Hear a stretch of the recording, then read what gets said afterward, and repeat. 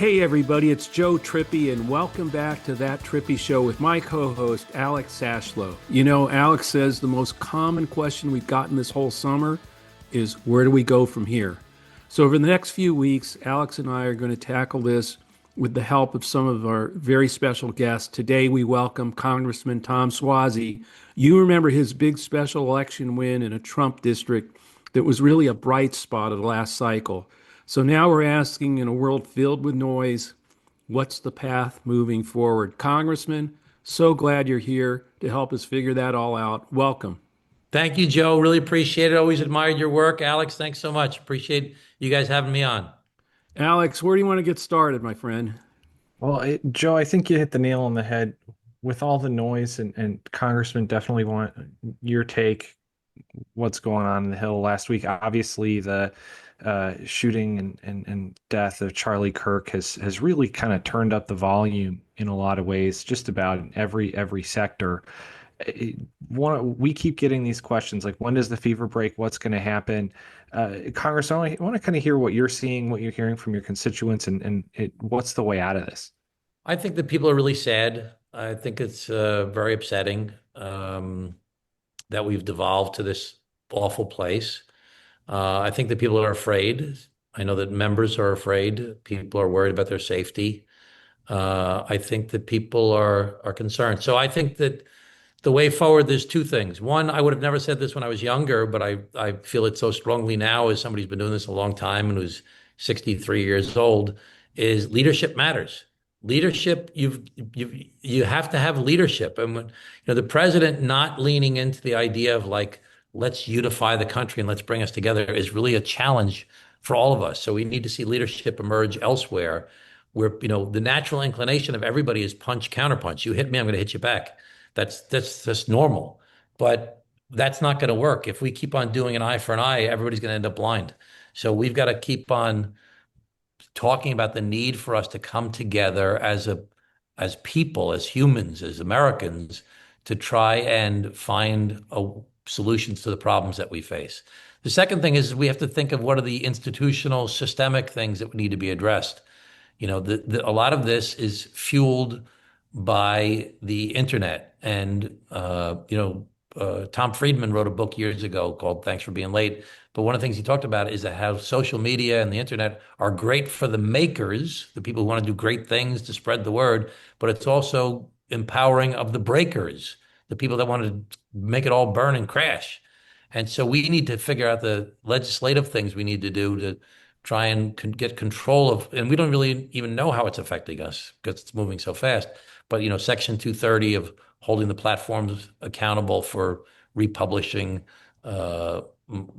malicious information that's knowingly false, libel, and slanderous information. So we have this phenomenon where there are four factors that are dividing us, and I'll just make this quick. But one is we have all these safe seats in Congress. Of the 435 seats, 380 are safe. So people don't listen to the people because you're going to win anyway. Republicans going to win the Republican seat, Democrats going to win the Democratic seat. The only way you can lose is by losing a primary. So everybody talks to their base because they want to not lose a primary. So the Republicans pander to the Republican base on the far right, and the Democrats pander to their base on the far left, and that's divisive. Then social media, second factor, rewards extremism. The crazier stuff you say, the more likes you get, the more followers you get, the more small dollar donations you get. So social media is feeding division and extremism. And then cable news is not trying to, educate us. They're trying to get us excited to sell advertising. They only have 3.5 million viewers on Fox on their best shows.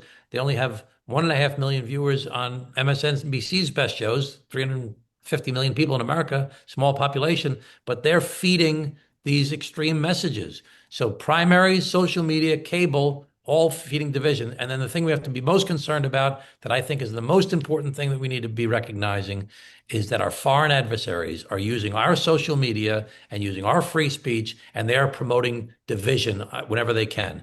Find a kernel of truth in some divisive issue like Israel, Hamas, or like Black Lives Matter versus Blue Lives Matter, or evangelicals versus transgender, or any issue, now Charlie Kirk, any issue that there's a kernel of division, blow up both sides as big as you can and with fake accounts and phony bots and get us to all hate each other and say, what is wrong with those people?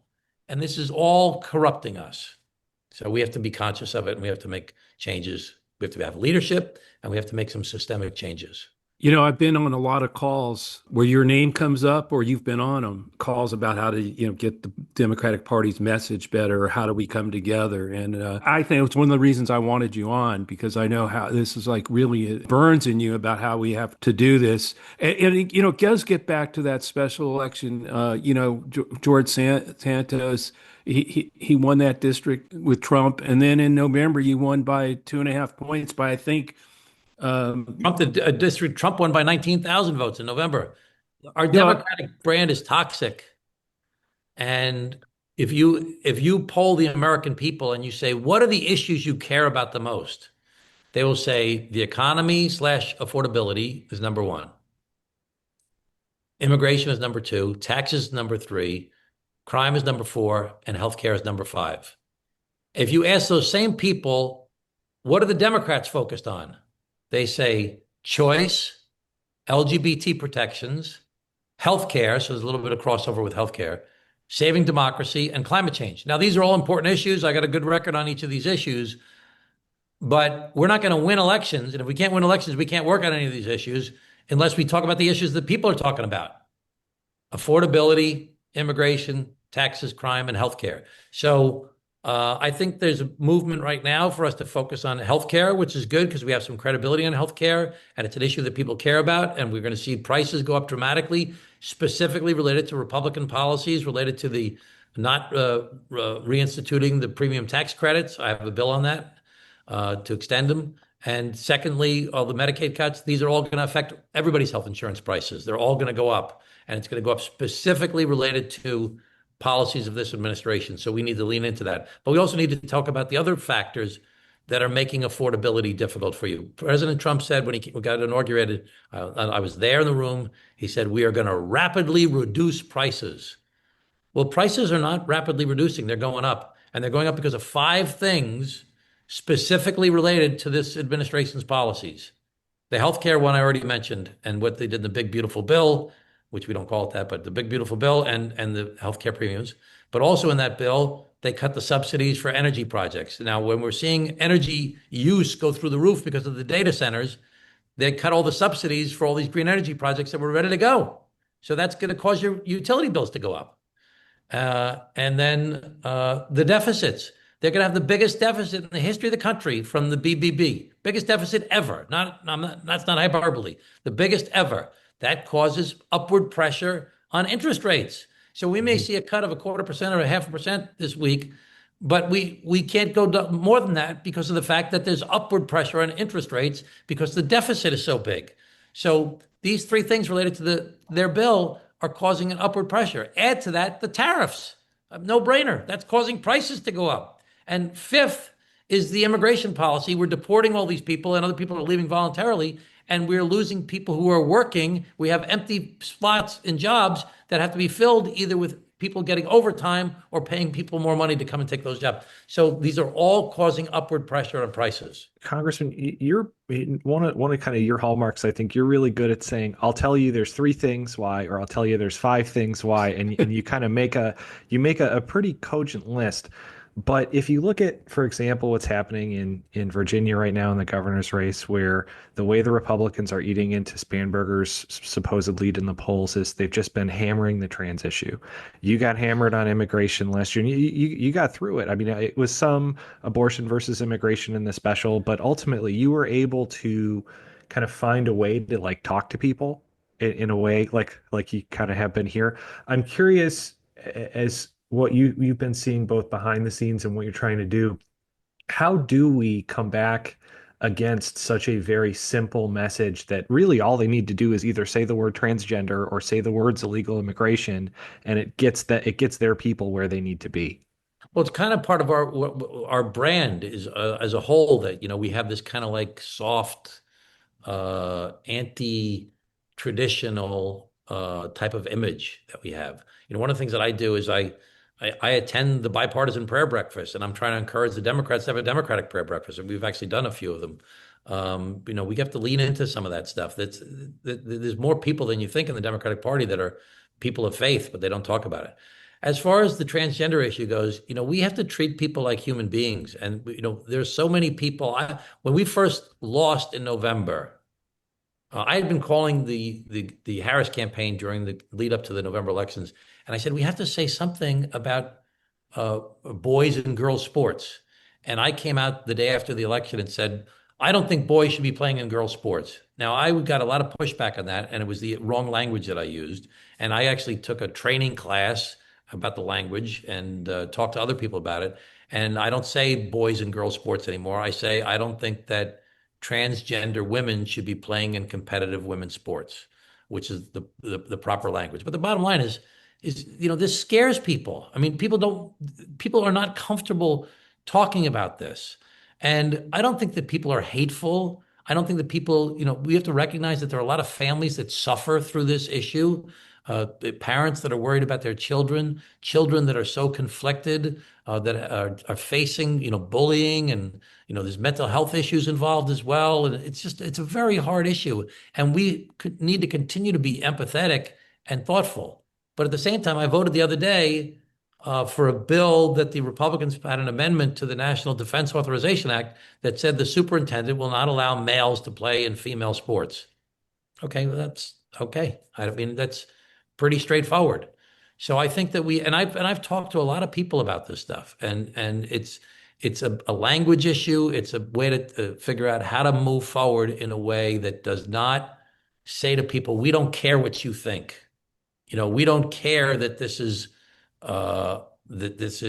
upsetting for you or troubling to you, or you don't understand it, while at the same time not abandoning our commitment to protecting people and making sure that people are treated with compassion and with love, quite frankly. And so, I have a 100% rating from the Human Rights Campaign, and I have a good record on all those issues I talked about before that we're having trouble with our brand on. But it's a question of what we're going to emphasize. And one of the reasons that we're in trouble is that the Republicans are defining us more than we're defining ourselves. So we need to, number one, clearly lay out what our view on the issues are that focus on the 5 things people care about: affordability, immigration, taxes, crime, and healthcare. Where do we stand on those issues? And then we need to be able to communicate it effectively across the very divided platforms that exist for communications.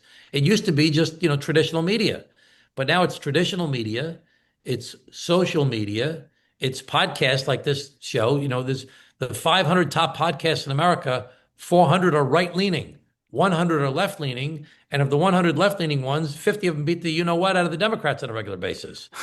So there's traditional media, the social media, there's podcasts and the new media, there's national media, and then there's the underground stuff, often ethnic, but also stuff that's happening on WhatsApp and WeChat. And if we're not there to respond to the conspiracy theories that are being peddled, then all this crazy stuff foments bigger and bigger and bigger and bigger. And the Republicans are much more well organized than us. We made a big mistake back in the Obama years that said, demographics are destiny.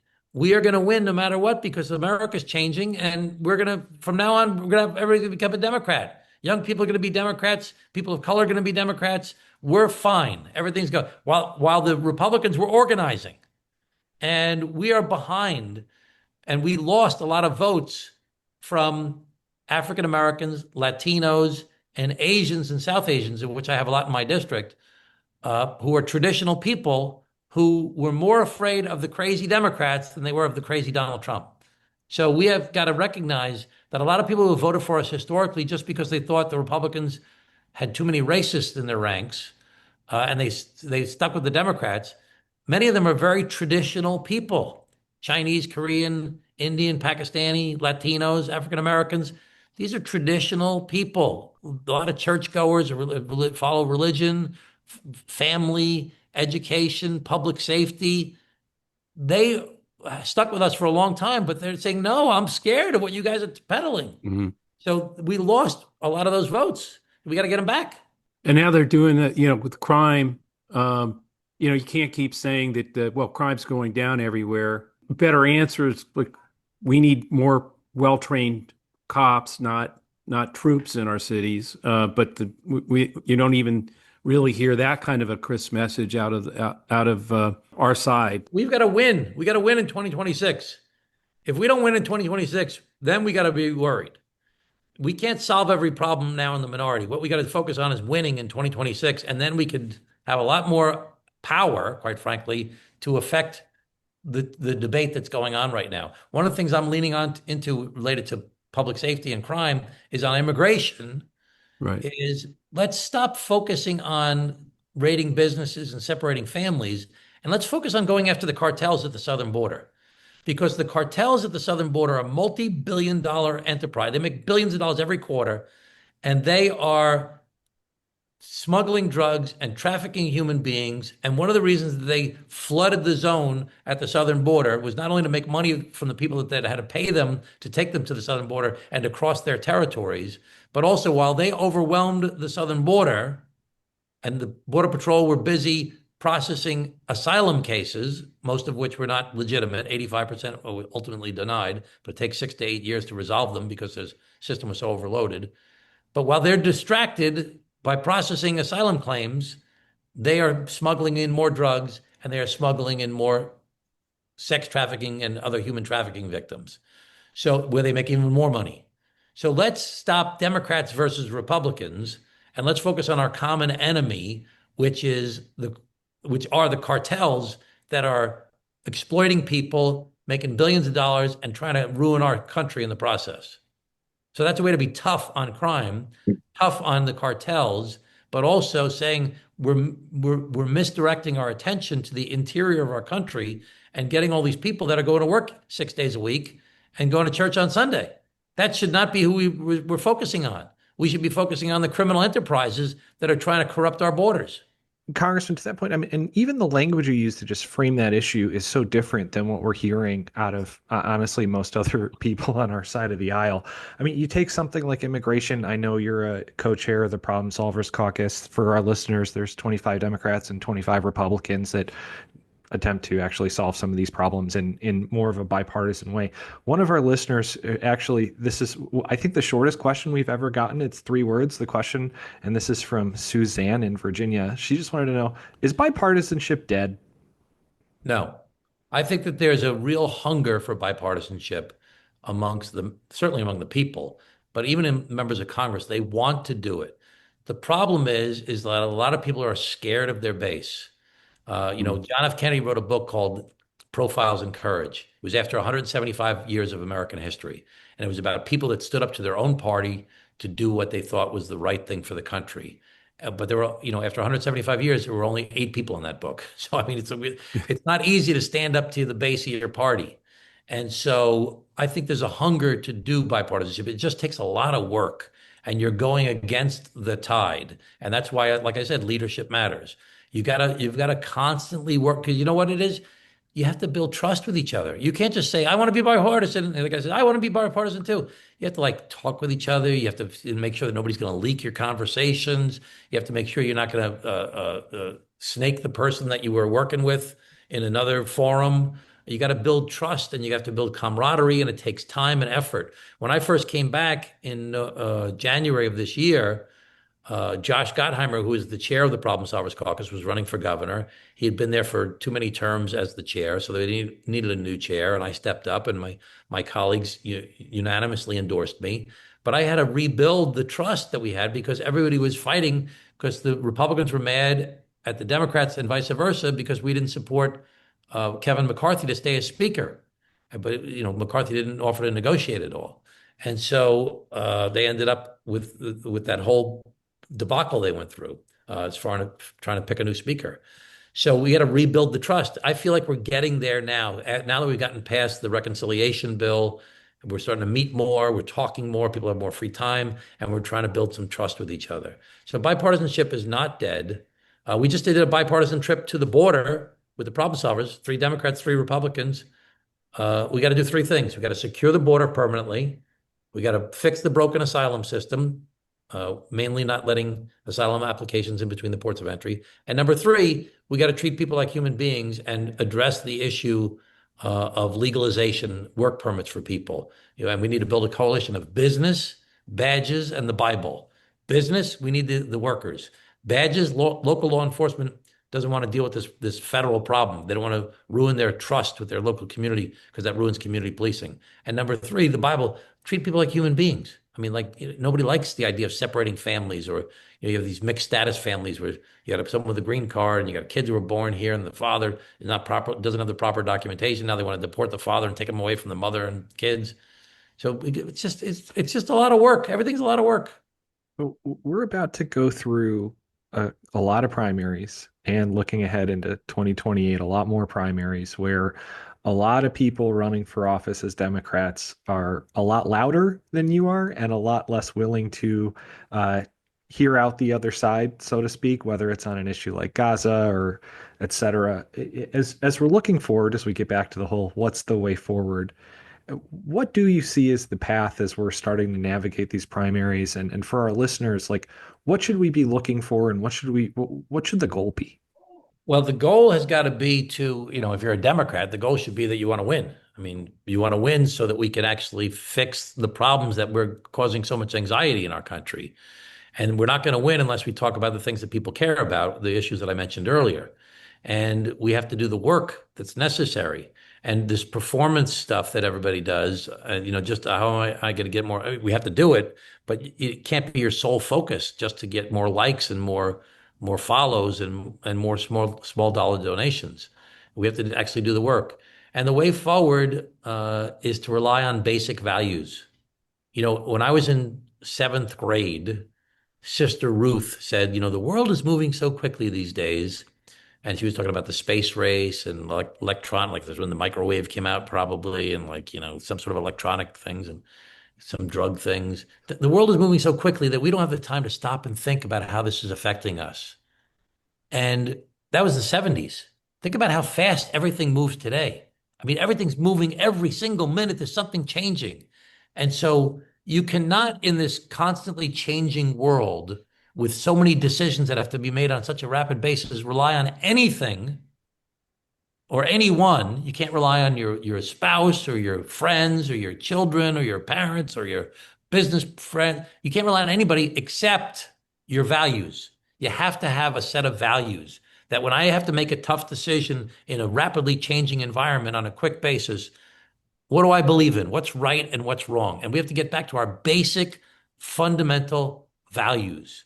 And if we do that, things will get better because most people care about the same stuff. Who loves me? Who doesn't love me? What's right? What's wrong? How am I going to pay my bills? How am I going to take care of my friends and family? That's the basics. And we have to get back to those basic values and rely on those basic values to take us through this ever-changing world that we're in. And people have to show some leadership that they're willing to stand up for the things that they believe in. They have to have the guts. I'm getting beaten up pretty badly right now because I've said that I am not supporting Mamdani for mayor of New York City. Now, he's a very smart guy. He's very talented. He's very charismatic. People say he's a nice person. He's very friendly. I disagree with him. Socialism has failed everywhere in the world. We cannot afford to raise taxes in New York City or New York State because people are leaving New York State. Let's raise taxes at the federal level. So wherever you go in the country, you get taxed on the wealthiest people pay their fair share. But not in New York State anymore, because when I was born in 1962, we had over 40 members of Congress from New York State. Today we have 26 members of Congress, and it's going down in the next census. And that's going to happen in a lot of Democratic states because people are moving to low tax states. Now, we may not agree with their policies. They may be wrong, and we like what we have with our unions and our health care for people in our states, but we can't afford to lose all these people and lose power in the process. So we have to take our ideals, ground them in our values, and be practical and figure out how we're going to win so we can implement those values. But isn't a lot of that also restoring people's connection to their government? Again, I mean, it's almost like, even citizenship now, as being a citizen, people sort of lost with that. How do we connect people to their government. You have any thoughts about that? Well, this is really controversial. I think this is the first time I'm saying it publicly, but I've been talking to my staff about it. But I am in favor of a national service program, a mandatory national service program, where you have to, after high school, you either have to join the military or join the AmeriCorps or join the Peace Corps or join some service program, because not only because it'd be nice to do nice things to help make the world a better place to live in, but we need people to spend time with each other. We need people from New York to spend time with people from Oklahoma. And we need people from California to spend time with people from Iowa.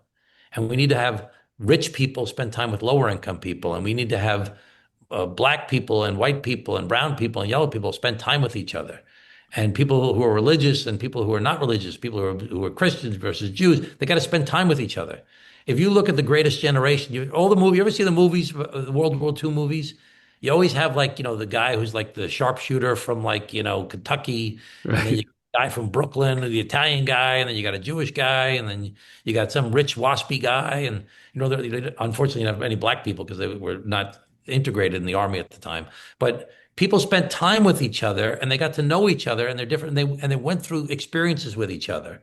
And we need to get people to. We were all so segregated from each other, and we're living in our little bubbles. And certain people go to their restaurants, and certain people go to their this, their that, and we're not spending any time. We don't know each other. And I've experienced this in Congress, where people I tell them about how the state and local tax deduction is crushing the middle class on Long Island, and they're like, "What? $150,000 a year is middle class? A $650,000 house is middle class?"